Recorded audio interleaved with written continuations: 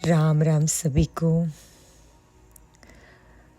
तो हमने हमारे लास्ट डिस्कशन में देखा था कि अगर हम मील टाइम और स्क्रीन टाइम साथ में रखते हैं तो वो बच्चों के लिए बहुत हानिकारक होता है।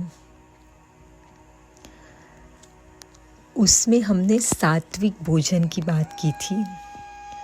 जब बच्चे छोटे होते हैं तब हम जब भगवान जी को भोग लगाते हैं उसके बारे में जब बच्चों को बताते हैं और उनके साथ ये कार्य करते हैं तो हमारे गुरुजी कहते हैं ये छोटी अवस्था से हम बच्चों में भगवान जी के प्रति जो श्रद्धा लाना चाहते हैं वो बहुत अच्छे से ला सकते हैं।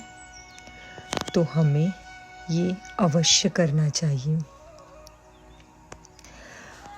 जब बच्चे भोजन ग्रहण करने बैठते हैं तो हमारा यही प्रयास हो कि वो एक जगह पे बैठ के जो भोजन है वो ग्रहण करें। और उस समय बच्चे भोजन ग्रहण करने से पहले श्लोक गा सकते हैं कि हम उन्हें सिखा सकते हैं और सुना सकते हैं। अभी प्रश्न ये आता है कि भगवद गीता में सारे श्लोक हैं, उसमें से हमें कौन से श्लोक बच्चों को सुनाने चाहिए भोजन करते समय।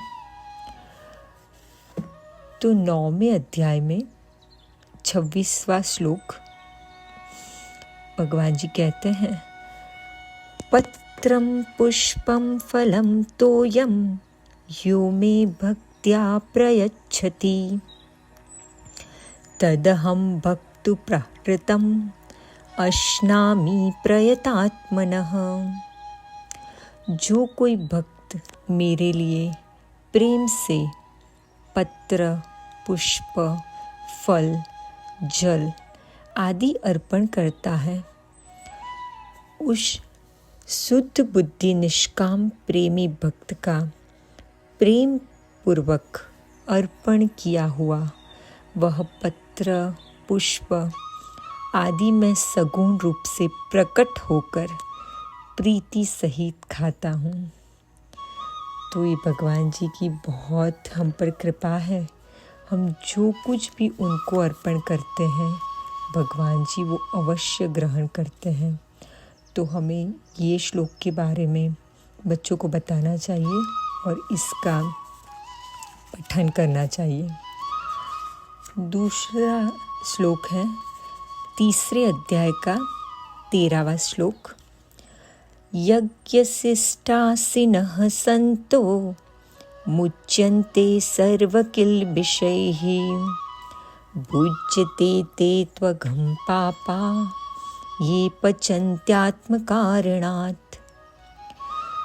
यज्ञ से बचे हुए अन्न को खाने वाले श्रेष्ठ पुरुष सब पापों से मुक्त हो जाते हैं और जो पापी लोग अपना शरीर पोषण करने के लिए ही अन्न पकाते हैं वे तो पाप को ही खाते हैं।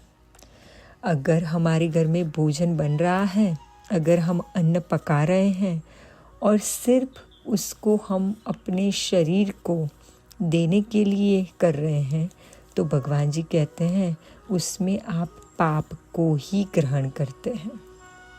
तो हम सब पापों से मुक्त होने के लिए भगवान जी को अवश्य भोग लगाएं।